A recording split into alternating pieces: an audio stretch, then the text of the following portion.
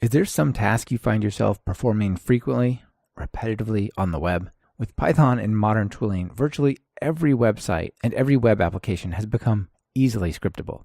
I'm not talking about web scraping. I'm referring to Selenium, which is a headless Python front end for the full version of the Chrome browser. Join me and Tim Grossman as we talk about Selenium and how to automate the web. You'll learn about his project InstaPy, which is a full Python package for automating almost anything involving Instagram. This is Talk Python to Me, episode 142, recorded December 5th, 2017.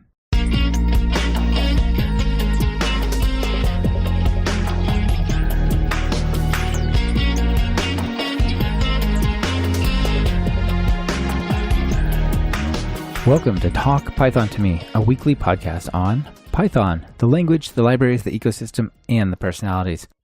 This is your host, Michael Kennedy. Follow me on Twitter where I'm at mkennedy. Keep up with the show and listen to past episodes at talkpython.fm and follow the show on Twitter via @talkpython. This episode is brought to you by Linode and GoCD. Be sure to check out what they're offering during their segments. It really helps support the show. Tim, welcome to Talk Python. Hey, thanks for having me. It's great to have you here. You have a pretty cool project, and it's really leveraging some technology that I haven't done that much with Selenium. And we're going to talk about basically automating websites with Selenium, and then your package, which packages it all up into automating Instagram and InstaPy, which is really, really fun. So I'm looking forward to talking about this, sort of getting the web data where there is no API or where you don't want to use the API. Yeah, well, I'm excited as well to talk about InstaPy and how I did it and kind of the underlying technology. It'll be really fun. So before we get into that, though, let's hear your story. How'd you get into programming and into Python? Well, at least for me, these are kind of two different starting points because I got into programming while doing my bachelor's degree in arts. And my bachelor's thesis was about automating repetitive processes when it comes to using 3D art and animation tools. And that was kind of the starting point where I started to be interested in writing scripts and doing automation and writing code. Was this things like the Adobe tools, like Photoshop and some of the other ones? I know a lot of the 3D animation software has like automation pipelines that you can plug into. There is this one tool called ZBrush, and film, advertisement, and games use it to create high detailed models of, for example, characters or any kind of organic stuff. And they have this internal scripting language called CScript.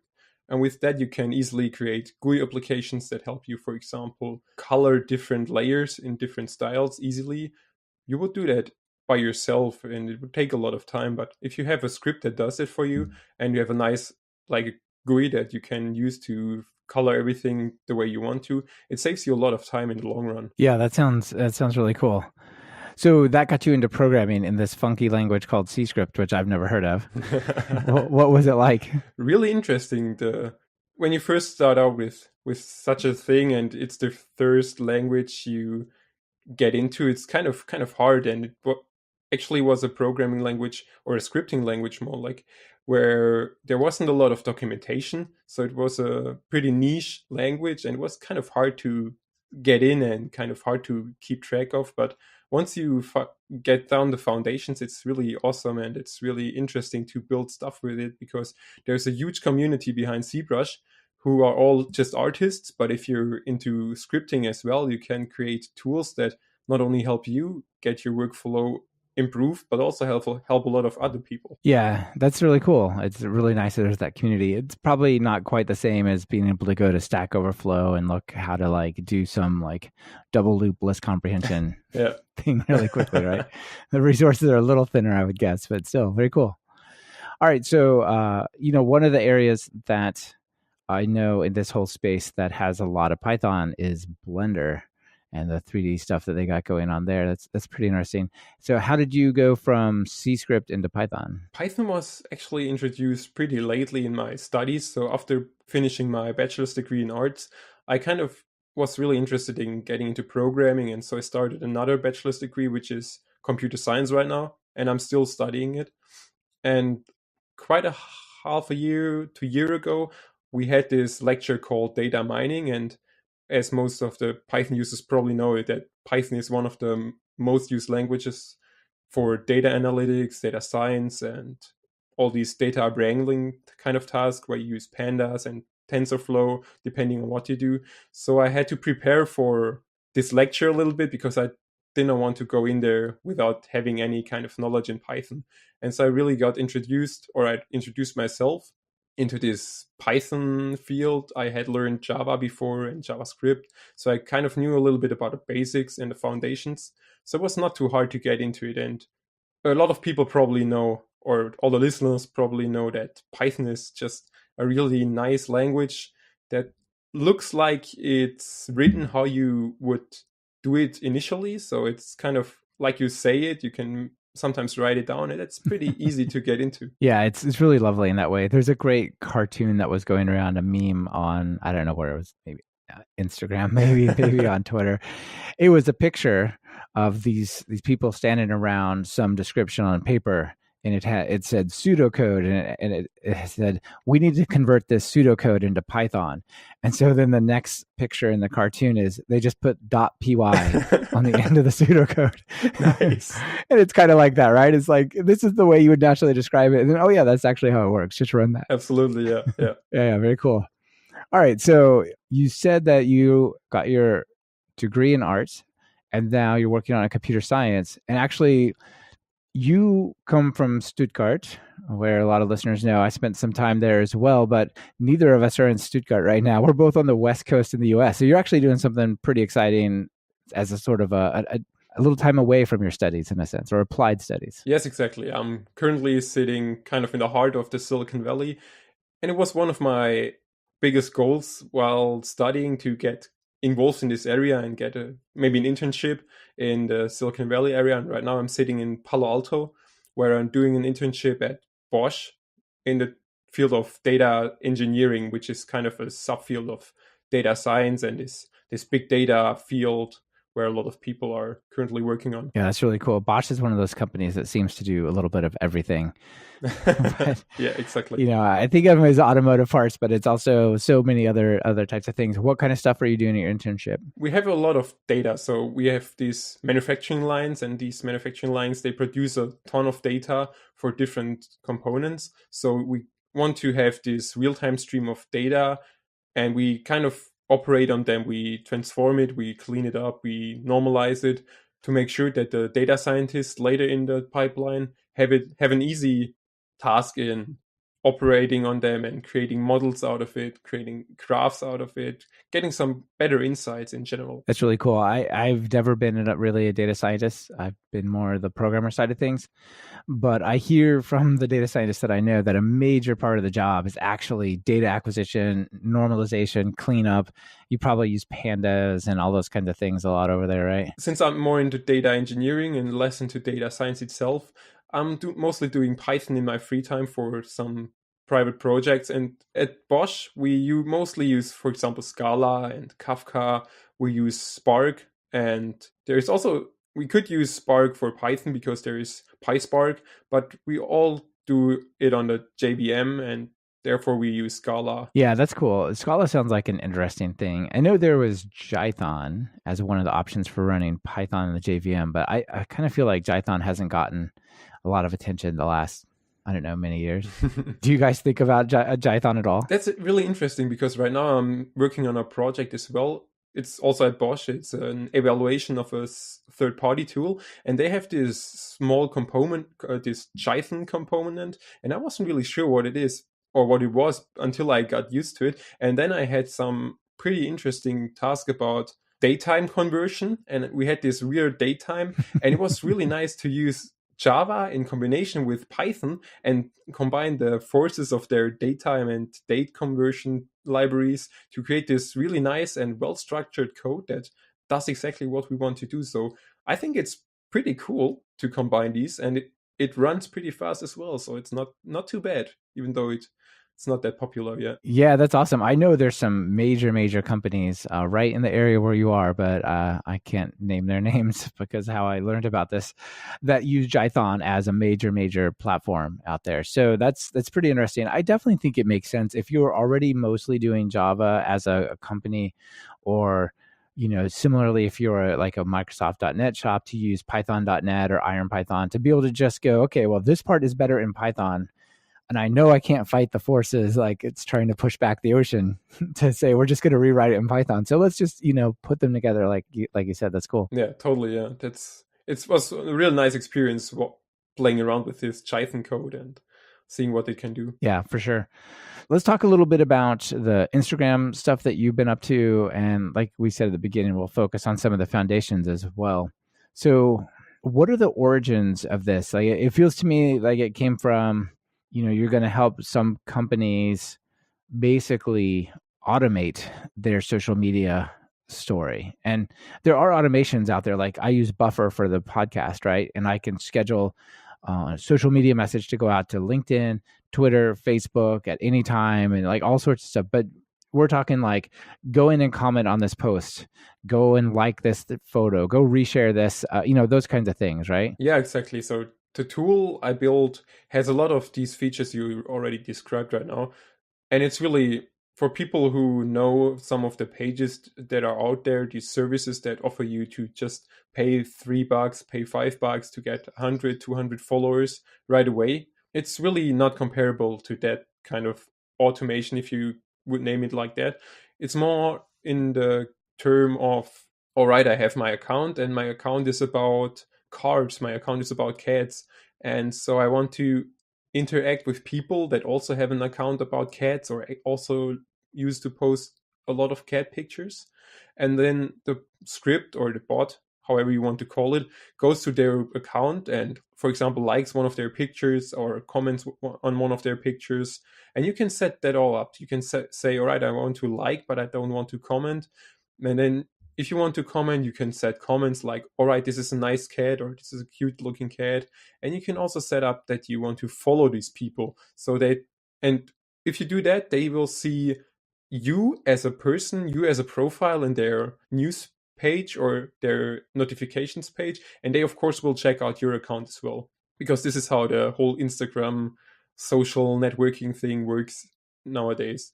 And that will make them attracted to your page. And maybe if they see that you post similar stuff to them, they will just follow you or like your stuff and comment on your stuff naturally, because they really don't know that it's a bot or that it's kind of a automation behind it. That's for sure. I feel like there are these services that you can go out there and kind of get social media followers or whatever, and they've always seemed so empty and shallow to me, right? Like it seems like the real way to get meaningful people that will care what you say and interact with you is to interact with them, right? I mean, it's just human nature. Absolutely. Yeah. Yeah, I notice these people all the time using these scripts to go and follow like the podcast or follow me personally, and then 3 days later they'll unfollow because I didn't follow them back, or something like that. And like, just because you follow me, that's not going to do it. And hint to everyone listening, if you want me to follow you, I follow almost everyone that sends me a direct message or mentions me in any way, any form of real interaction. I follow that person. But it just, just because something comes along and follows me, like what's the chance it's just going to go away again in 3 days? So I think these real interactions are important. And you actually gave a talk at EuroPython, right? Yeah, exactly. It was exactly about this topic. It was not only about this InstaPy, this tool I built, but more general about how you can use Python and Selenium, which is just a front-end testing library, how you can use these in combination to create automations yourself, for example, for Instagram, if you want to do that. Yeah, that's cool. Yeah, one of the little stories you shared in there, which totally resonated with me with other jobs that I had, not around social media, but just this, there were people whose job was to go around, log into the client's accounts, find interesting related social media accounts and interact with them a little bit and then go away. And their job was just to be that active person for hundreds of accounts, right? Yeah, exactly. This is one thing I found out after I gave the talk and had some interactions with a few people that contacted me because of the project, was that they told me that they have companies, they have businesses that do these kind of automations for customers, but they have one or two people sitting there. And these people, they come in at 8 in the morning, they sit down on their desk and have a huge list of accounts with username and password. And then they log into that account, and all what they do on that day is to go through these accounts, liking, commenting, and following people on Instagram. And I just thought that's just so ridiculous, because of course you can automate this kind of stuff. And it's really hard to believe that there are companies that pay several people to do that.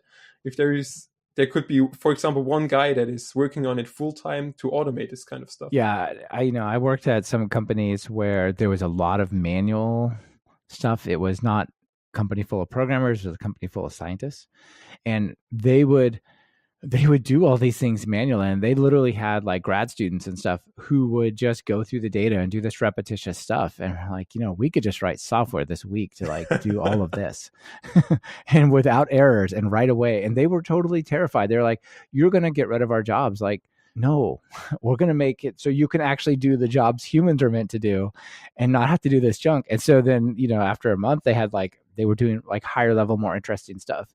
And then another round of automation, and then they were just doing more interesting things. And I kind of feel like that could happen here, right? Like those people who come in and sit down, instead of just like blindly following and liking stuff, they could actually be following up on the conversations triggered by the bots and stuff like that, Absolutely, yeah. Yeah, pretty interesting. This portion of Talk Python to Me is brought to you by Linode. Are you looking for bulletproof hosting that's fast, simple, and incredibly affordable? Look past that bookstore and check out Linode at talkpython.fm/Linode, Linode. Plans start at just $5 a month for a dedicated server with a gig of RAM. They have 10 data centers across the globe, so no matter where you are, there's a data center near you. Whether you want to run your Python web app, host a private Git server, or a file server, you'll get native SSDs on all machines, a newly upgraded 200 gigabit network, and 24/7 friendly support, even on holidays, and a 7-day money-back guarantee. Want a dedicated server for free for the next 4 months? Use the coupon code Python17 at talkpython.fm/Linode. All right, so let's take a step back and let's talk sort of the foundations, because I think the foundational stuff is actually really interesting for people, regardless of whether they care about Instagram or not. And then we could talk about how that's sort of led to InstaPy. So really a lot of this is based upon Selenium, right? Exactly, yeah. Yeah, so tell everyone what Selenium is. We haven't talked about it too much on the podcast. For those who don't know, Selenium is actually a front-end testing framework. And what this means is that you create a front-end for your application. For example, it's just a simple web page. And then you use Selenium to create interaction, create a simulation that just imitates a user clicking on different buttons. It imitates a user clicking on posts of people commenting or just writing into a simple text box. Right. One of the things you can do is say, like, go to this text box and send this sequence of keys, I space like space this period, right?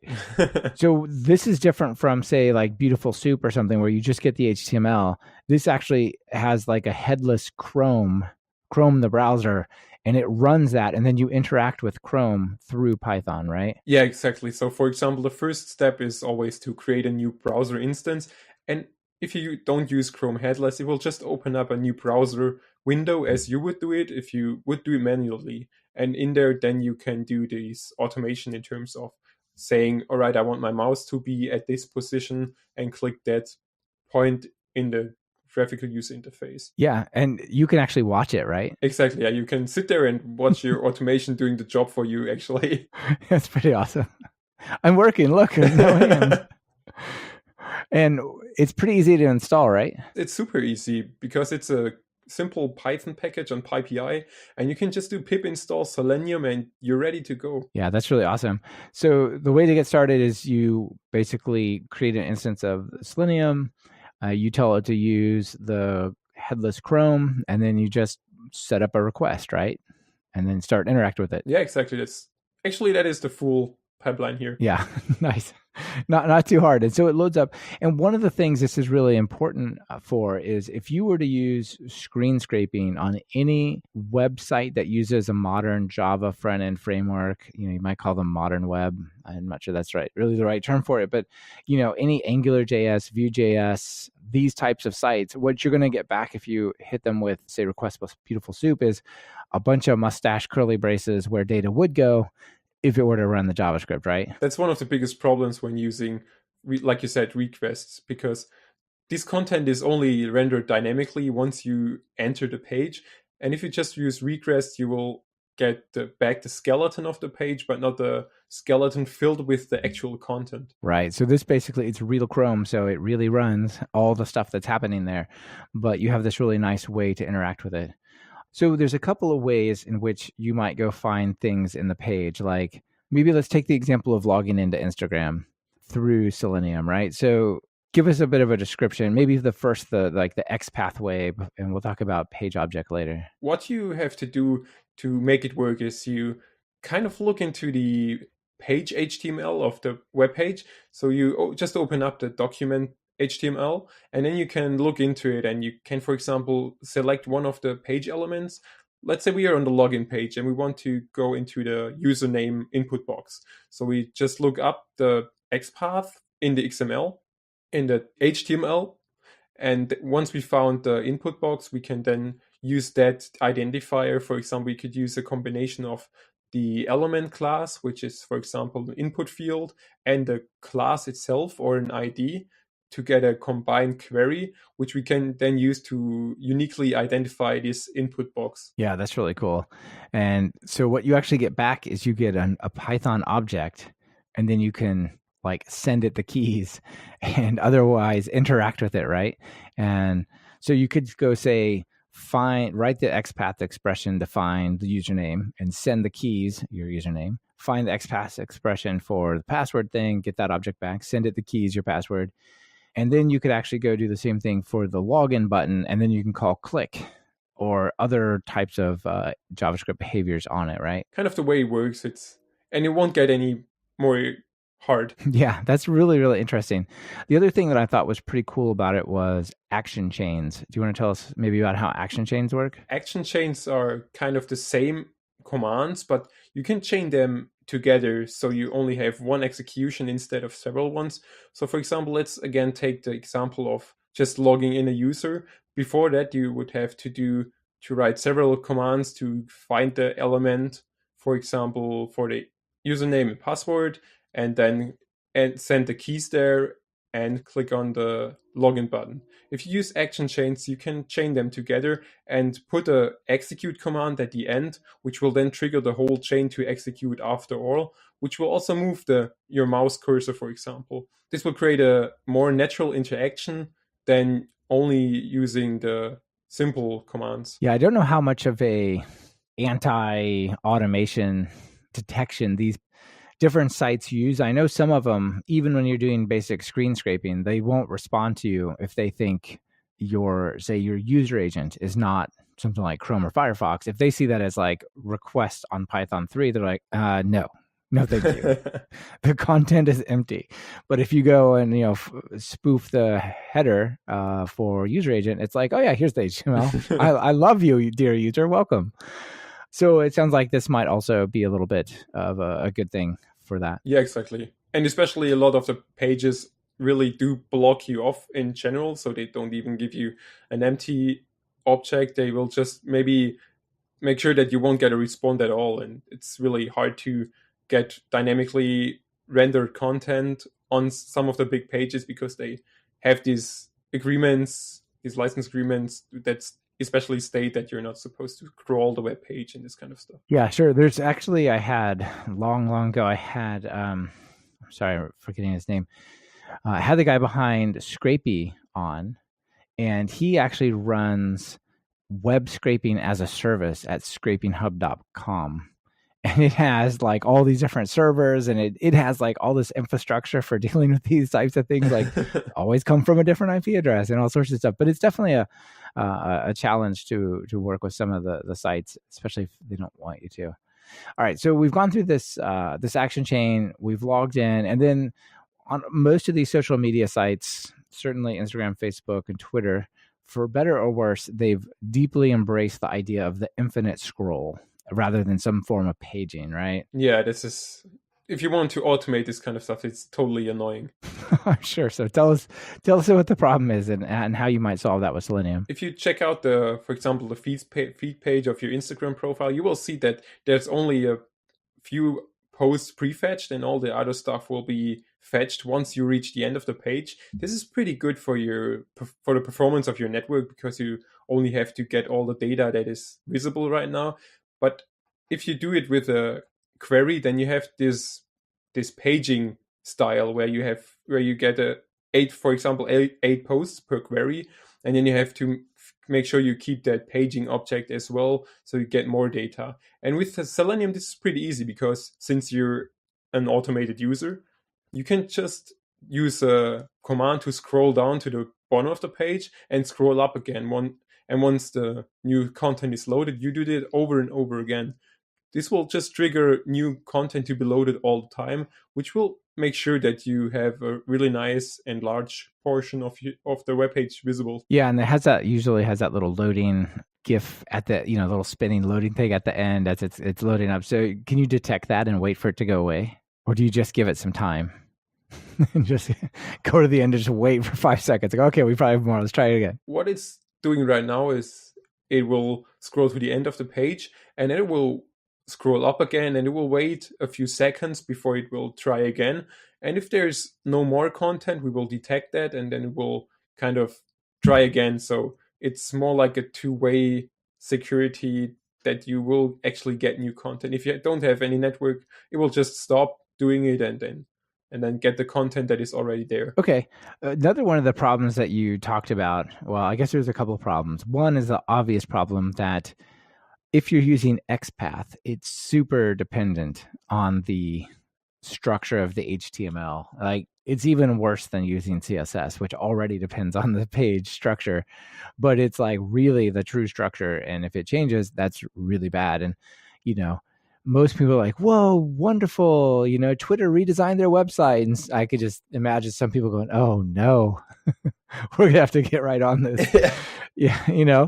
So that's one of the problems you run into, right? The other one, which this one I didn't actually think about, but makes perfect sense for these global companies like Instagram and the other social media, is they can send you different languages. And so if you're like writing a query to say, go find the thing that says login, and then you get German back, it's not going to say login usually, right? Anmelden or whatever it's going to say, right? Yeah, exactly. That's like you described. It's all the time. It was like, oh no, they changed something again.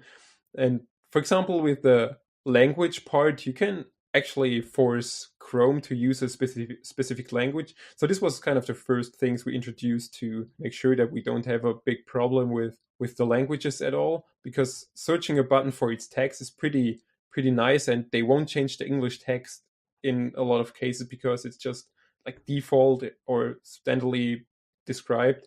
And then we can set the language of the browser to English from the beginning, and this will help us find elements that won't break that fast. Yeah, that's cool.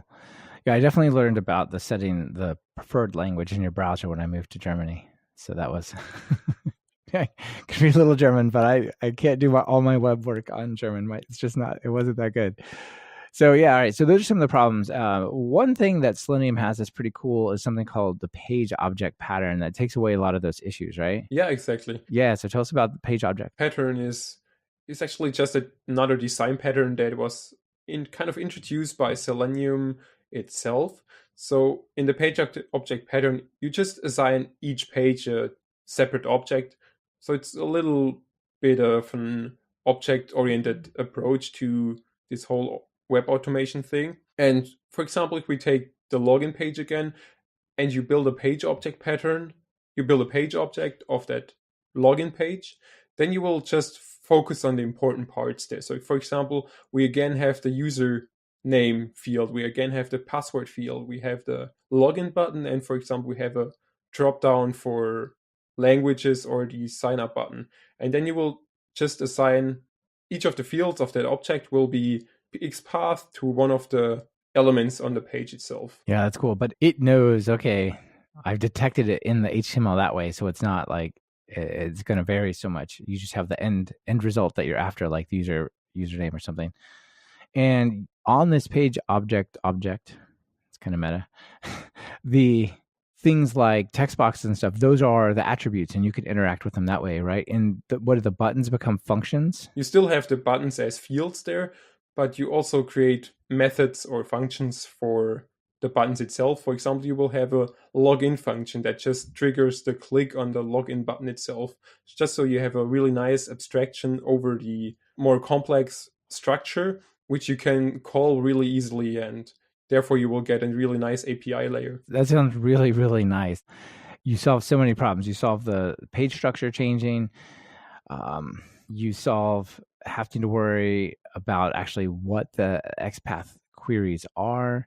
You solve the language problem. It sounds really, really nice to have this page object. All right. This is just everything we've talked about so far is just Selenium. And anybody who wants to automate basically anything on the web using Python, they could just leverage this, right? Yeah, absolutely. Cool. So you took this and said, all right, well, let's build kind of a wrapper around or on top of this concept and really focus it on Instagram. And you called it InstaPy, right? Yeah, InstaPy is a kind of you probably have guessed it. It's a combination of Instagram and Python, so it's not too straightforward. It's a really great little little phrase. So tell us, what it is. How does it sort of add value to this whole chain? InstaPy actually is just another layer on top of this whole abstraction we already have with Selenium and this page object pattern. And with InstaPy, you can build your own bot actually. So you have different methods, like, for example, all right, I want to like, I want to comment, I want to interact with the followers of a special page. I want to follow these people. And now you can really set up and really define the bot, how it should act for you. So it's not a one solution that fits for everyone, but you can really define it on your own and how you want it to work for yourself. That's really cool. And it has so many sort of Instagram focused things that you can do. Before we get into the details though, where did it come from? Why did you create this thing?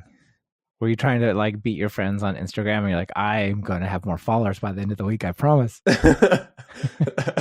Well, the idea actually originated when I started learning Python. And there's this great book called Automating the Boring Stuff from Al Swigert. Yeah, Al's great. That book is just awesome. And there is one chapter about automating stuff with Selenium. And he has this, in my opinion, a little bit boring task of filling out the online form. And it's a good example in terms of what you can use Selenium for. But I thought it would be nicer to have something more interesting, at least for me. And so I started playing around with Instagram a little bit, and I kind of realized that just liking random stuff worked out pretty cool. There was a journalist who, this was Facebook, not Instagram, who went and actually, as an experiment, liked everything that was on his Facebook feed, whether it was like really left-wing or right-wing, offensive, funny, whatever, just liked everything. And he said it destroyed his account after a week. I don't think Instagram is so contentious as somewhere like Facebook, though. Yeah, there's one similar problem. If you if you follow too many people, then your newsfeed, a lot of people just care about their newsfeed of posts that friends, for example, post. And if you follow a lot of people and you reach the 10,000 people is it the cap for the amount of people you can follow, then your feed will get really messy and you won't find anything there and probably have a lot of trash in there. Yeah, for sure. It's tough when you have too many people. You kind of lose your friends among all the folks you're trying to follow. This portion of Talk Python to Me was brought to you by GoCD. GoCD is an on-premise, open-source, continuous delivery tool to help you get better visibility into and control of your team's deployments. With GoCD's comprehensive pipeline modeling, you can model complex workflows for multiple teams with ease. And GoCD's value stream map lets you track changes from commit to deploy at a glance. Say goodbye to deployment panic and hello to consistent, predictable deliveries. We all know that continuous integration is super important to the code quality of your applications. Choose the open source local CI server, GoCD. Learn more at talkpython.fm/GoCD. That's talkpython.fm/GOCD. There's a couple things that you can do there. For example, if I wanted to go and find Instagram posts that were related to some particular thing, and you can check that they're not your friends and that they don't have any, not safe for work sort of messages. So there's kind of a fairly complex set of rules that you can use to work through your Instagram feed and interact with those through Python, right? Yeah, exactly. So we have a lot of distinct features already that kind of help you really make sure that you don't like or comment or follow people that you really don't want to follow. And there's, for example, this feature where you can just define a list of tags, a list of words that should not appear in the description of the post you want to like. So, for example, if you're kind of right-winged and there is a post that has some left-winged comments or left-winged tags, left-winged descriptions in there, then when you really don't want to follow them or interact with that post, you can make sure that the bot won't follow that one or won't interact with that specific post. You can also just, as example, I had one actor and he wanted to interact with the followers of one of his co-actors because he knew that the people that follow his co-actor most likely will also follow him. So he wanted a feature where he can interact with the followers of his coworker, and it worked out great. We developed it, and he really liked the feature. That sounds like a really good idea for basically anyone who has some competition or collaboration type of person, right? Let's say I'm General Motors and I want to capture some of the people from Porsche who like Porsche. I could just go and follow everyone who likes Porsche or Mercedes or whatever. And there's a good chance those people are into cars and they might follow me back. I could, show some Corvette thing to them or something. Who knows, right? Yeah, exactly. And I wasn't aware of that kind of tactic until that guy pointed out. But in the end, or in the later run, I really realized that it's kind of a really core features that a lot of people use right now because it's just really powerful. Yeah, that's a great idea. My mind's going on things I can do around that. But with this, you can even make it automatic, right? And like I said at the beginning, I think it's really important to not just follow somebody. I don't think that really is a strong signal that person wants to interact with you or that account cares about you, but having some kind of interaction, right? So in addition to, say, following, you can like somebody's post, you can actually comment on their post and things like that, right? It even kind of randomizes it, doesn't it? Yeah, exactly. For example, if you found the users you want to follow from that other guy's account, you can also set the bot to make sure that the bot goes to the account of that person, and then it, for example, interacts with 5 random posts he posted in the last several weeks. And then, for example, you say that on 2 of these posts you actually want to comment something and you want to follow the account as well, or you want to like even more posts. It's pretty interesting. It's really fun to just kind of dream about like automating social media interactions at that level, right? Yeah. And it's really interesting for a lot of people because it's just because it's this toolbox. It's really this just modular toolbox. You kind of can imagine it like Lego pieces. You can just stack together however you want to, so it really fits your needs, and maybe it's only your needs, and then you can really fit it to your specific use case. Yeah, I did a sort of a look back in the year back last New Year's on the data science world with Jonathan Morgan from Partially Derivative. And one of the things that came out of there and is, makes a lot of sense after, looking back on it these days, is there on Twitter, there were so many bots. And when it got to the political debates and conversations, it was some insane number, like many percent of the characters on Twitter interacting on these political debates were bots on both sides. And what would happen is periodically one bot would get into an argument with another one. Nice. Yeah. So, like a left-wing bot would fight with a right-wing bot. It's like, just stop. So that's pretty wild. All right. So I guess maybe one of the things that is worth covering now is maybe what are the limitations? Like when does it make sense to use InstaPy? When should you not? What are the drawbacks of it? A few of the drawbacks are that if you're really active yourself on Instagram, for example, then the bot probably might not make any sense because you only have a predefined number of interactions you can do per day. And this is limited by Instagram, of course, because if they detect some malicious interaction, they will make sure that they block these features. And since they have this really nice microservice architecture, they can just block you from liking. So for example, if you go overboard with liking a lot of pictures, they will just make sure that you're not able to like any pictures for the next 24 hours. It's the same with commenting and following. So they're really defined in what they turn off for your account. That's pretty interesting. That is really interesting that they're very fine grained rather than just, you've been too busy, go away. Yeah, exactly. It's pretty nice.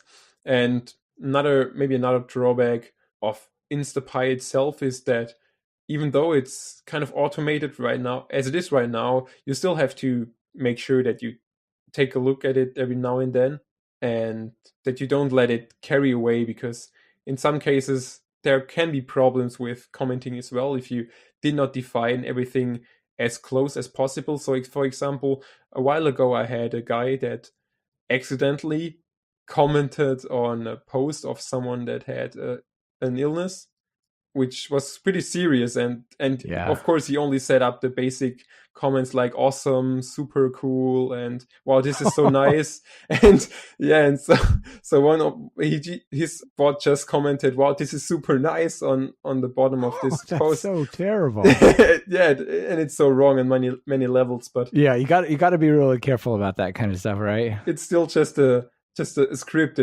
There's no AI behind it, so it's not intelligent, it's not smart, it just does whatever you tell it to do. It probably could have an AI behind it though, right? Like that could be a feature that somebody plugs in, some kind of machine learning NLTK type thing, and tries to do sentiment analysis and tries to make a meaningful statement. Yeah, that's a totally valid point here. And we have later on we implemented some image analysis with the Clarify API, and these guys are really good at making sense of pictures. So we use it to take the post's picture and let it run through the API. And if we get some special type of tags back, for example, not safe for work or anything, then we just make sure that you won't comment it. I mean, you can totally predefine it for yourself. So for example, you say, I don't want to like any pictures of pizza.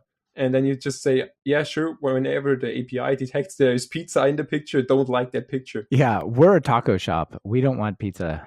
We want only tacos and burritos. Come on, that's what we like. Yeah. That's pretty interesting. How long does it take for that API to run? Like given a picture, how quickly do you get an answer back? That's a good question, but it's super fast. So if you do that query for example, in your terminal, because they just have this super simple API, then it's probably just a second or so until you get the response back.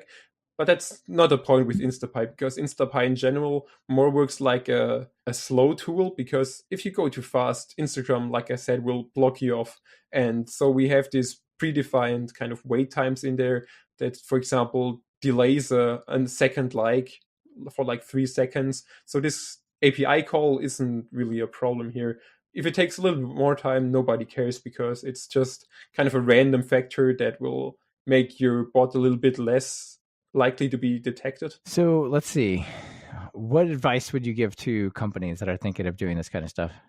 Has it worked out well for people, or I feel like it's still the best thing probably is to have a true natural interactions, but maybe, some combination. Yeah, exactly. So it's super important that you don't only, especially if you're a little business or a small shop, it's super important that you don't just set it up and let it go wild out there, because you will maybe even fend off your customers, the actual customers. But it's really interesting to search for new customers or interact with people that might be interested in your shop, in your product, in your food, for example. And we have a feature that is called like by location. So you can actually set your own location as a center point and do some area around it. So you will only interact with people that have posted something close to you. So you know that these people are either in the area or that the people were in this area and might come back. Wow, that sounds actually really valuable. That's awesome.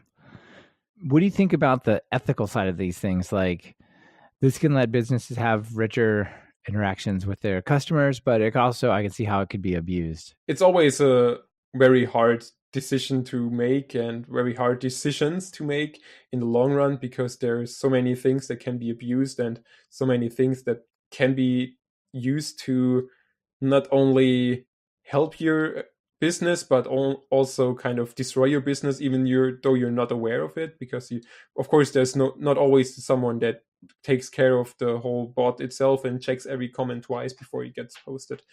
But if you see it in the other way, there are a lot of profiles out there and a lot of people out there that are these influencers, and these people often are just people that have a lot of money. They sometimes don't even have good content, and the difference between people that have good content and are famous and people that have good content and are not famous on Instagram, it's really just a small gap, because maybe the people that are famous had more followers in the beginning, or they started earlier. And so what I think InstaPy is really good for, and what InstaPy really does good, is that it kind of makes people equal. Let's say it makes people equal on a social level. So for example, if you have good content, then it does not matter if you have a lot of money, so you can buy yourself 10,000 followers on Instagram or 10,000 likes per picture. It doesn't make any difference, because if you use the bot for free and you have a lot of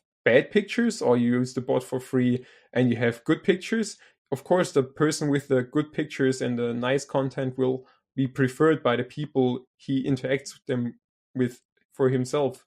And it's kind of the difference, because we take that money aspect that kind of really, in my opinion, destroys this whole system. We take that out of the loop and make sure that people can become influencers, even though they don't invest that much time and money into growing their social accounts. That's an interesting way to look at it, right? Just because somebody is a celebrity doesn't mean that they necessarily have better content. Absolutely, yeah. Right, but they definitely have a head start on attracting people. Yeah. So let's talk about the community around InstaPy a little bit. It's actually really popular. You have almost 3,000 stars on GitHub, 700 forks. Let's see, 72 contributors. This has become quite the project. And I'm so glad that it grew so big and that so many people are interested in it, because like we talked about it in the beginning, this kind of adjustments to the XPaths, for example, are really time consuming and are a little bit annoying. But if there are a lot of people working on it, like they do right now, which is just awesome, it gets a lot easier and everyone has fewer work, and they really help not only grow the tool itself, but also just make sure that people are able to still use it, and are glad about it. There is this one guy, he's called Joao, and he's at Converge on GitHub, and I'm super glad that this guy is so involved in the project, because he helped me out so many times, especially since I'm now working full-time and it's pretty hard to do a lot of open source work in my free time right now. So he's always there, and he's probably way smarter than I am, and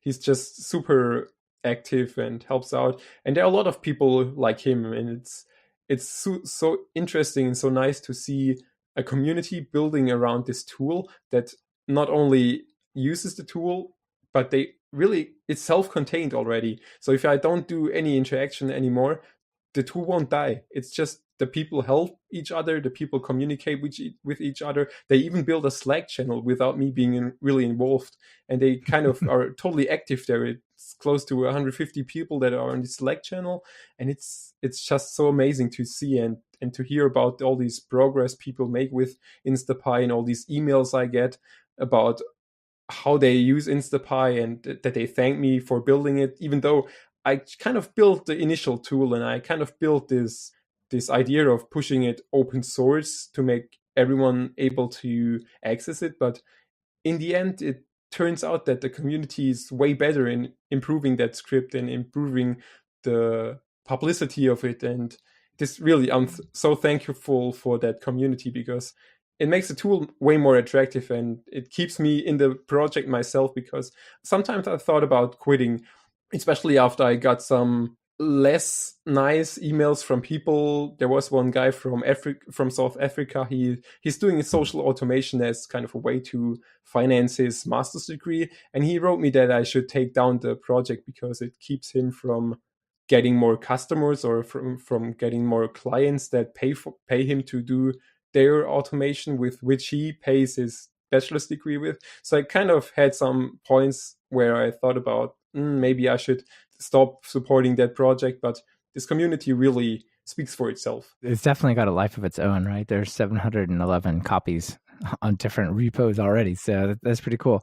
And yeah, I'm looking at the GitHub repository now, and Converge is the last commit 2 days ago. So yeah, he's definitely very active. That's pretty awesome. Absolutely. I really love this guy. That's awesome. So shout out to him. Very cool. One of the things I like to ask or people who have projects like this is, I know a lot of my listeners are wanting to get into open source and they want to contribute, but it's really easy to go, I want to contribute to requests, I want to contribute to Django or whatever. And these are such finely polished, highly used, not necessarily physically large, but large in complexity and dependencies types of applications, that it's really hard for someone trying to get into it to go, yeah, I'm going to add a major revision to Django in some way, right? Like you've got to live and breathe that stuff. So, this seems like there's 162 issues. It seems like there's a lot of room for other people to come in and play around with this. What do you think? Could people come get involved? There are so many interesting stories and so many nice stories about people that write me emails because they started getting into Python because of the project. They saw this one issue, and these issues are not big problems or not big kind of improvements, but there are small things that went wrong, that were developed wrong, or that had some kind of bug in it.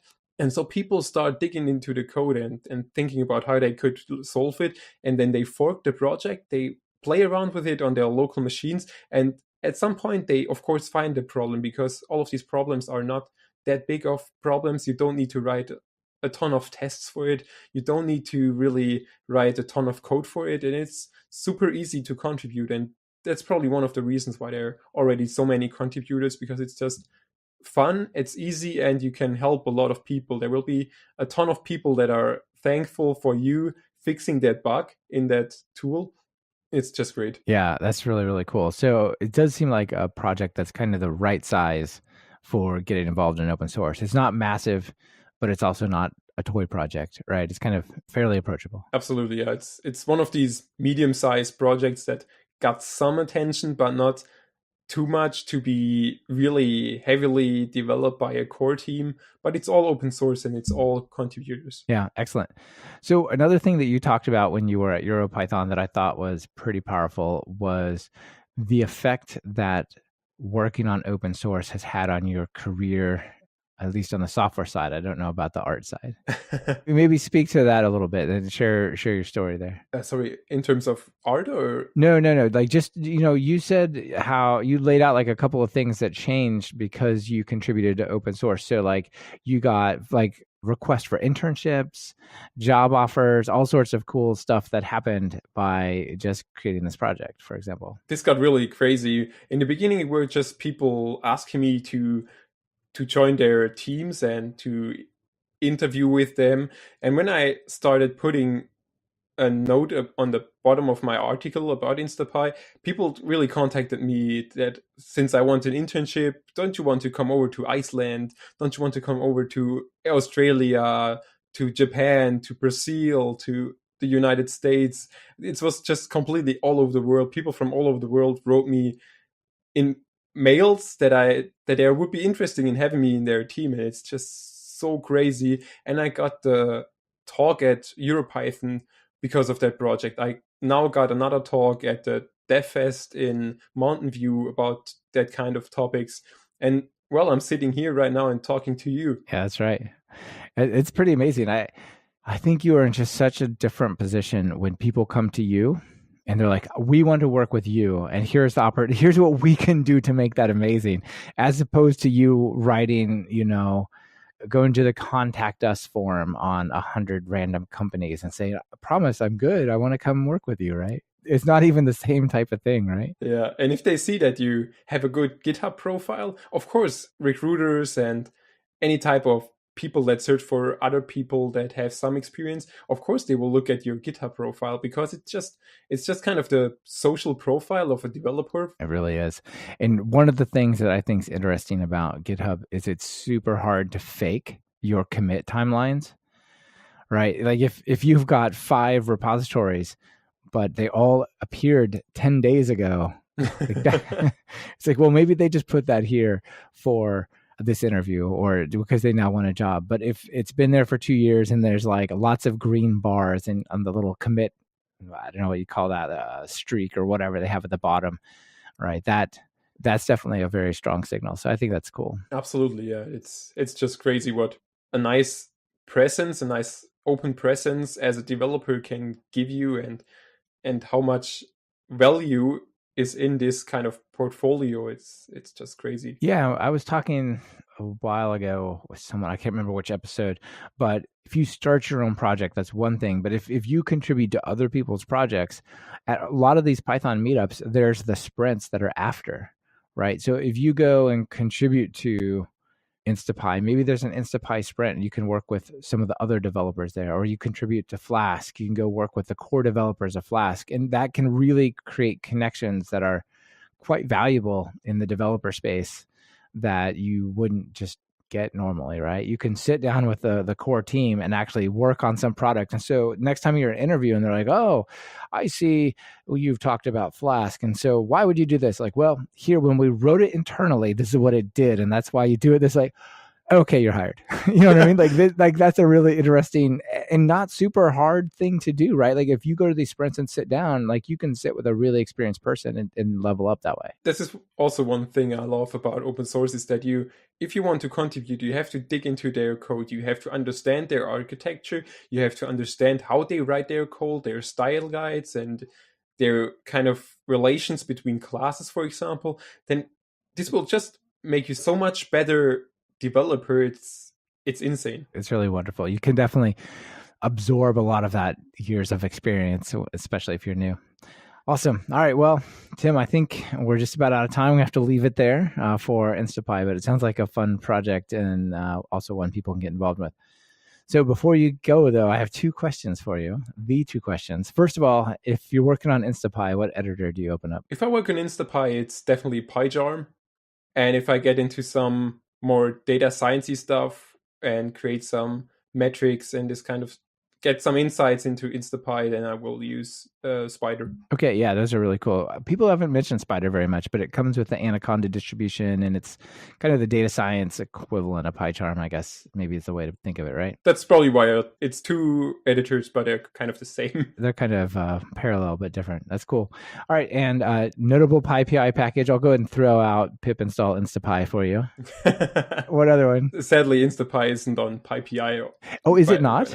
No, it's not. By now, it's not because we have we didn't investigate it too much into it in terms of we have to use this Chrome driver right now, and this Chrome driver has to be added in later on because it's depending on the system. And so we're not yet ready to push it on PyPI, but it's one of the next things we will definitely do. And then, of course, it will be pip install InstaPy. I actually was thinking about that's got to be a pretty massive download to take the different platforms of Chrome with it and stuff like that, right? So, yeah, okay, cool. All right, so other notable PyPI package. Of course, Selenium, because I just really, really like it and it's so handy. And I'll go with requests because right now we're switching over, or we try to switch over to requests for some of the data gathering, because lately I've been kind of reverse engineering the Instagram GraphQL API, and they have some really neat endpoints there that you can leverage to get all the information without doing a lot of work. And so we are going for requests. We are using requests as well now. Okay, yeah, nice combination. And it's interesting that you have the 2 there. Cool. All right. So final call to action. People are interested in InstaPy. What do they do? How do they get started? First of all, just go to GitHub and search for InstaPy. You will definitely find it. It's the biggest Instagram bot on GitHub right now. There are several others, but none of them is as popular as InstaPy. So just go there, check it out, fork it, clone it, try it out. And if you're interested, if you have some ideas, just post it as an issue or get into it yourself and just check out the issues, check what problems people have and try to fix them. It's super easy and you will be one of the core contributors of InstaPy, which is also nice. Yeah, that's really awesome. All right. Well, thanks so much for being on the show and sharing your project with us. That was it's very interesting. Yeah, thanks for being here. It was really amazing. Yeah, you bet. Thank you. Bye. This has been another episode of Talk Python to Me. Today's guest has been Tim Grossman, and this episode has been brought to you by Linode and GoCD. Linode is bulletproof hosting for whatever you're building with Python. Get your 4 months free at talkpython.fm/Linode. Just use the code Python17. GoCD is the on-premise open-source continuous delivery server. Want to improve your deployment workflow but keep your code and builds in-house? Check out GoCD at talkpython.fm/GOCD and take control over your process. Are you or a colleague trying to learn Python? Have you tried books and videos that just left you bored by covering topics point by point? Well, check out my online course, Python Jumpstart by Building 10 Apps at talkpython.fm/course to experience a more engaging way to learn Python. And if you're looking for something a little more advanced, try my Write Pythonic Code course at talkpython.fm/Pythonic. Be sure to subscribe to the show. Open your favorite podcatcher and search for Python. We should be right at the top. You can also find the iTunes feed at /iTunes, Google Play feed at /play, and direct RSS feed at /RSS on talkpython.fm. This is your host, Michael Kennedy. Thanks so much for listening. I really appreciate it. Now get out there and write some Python code.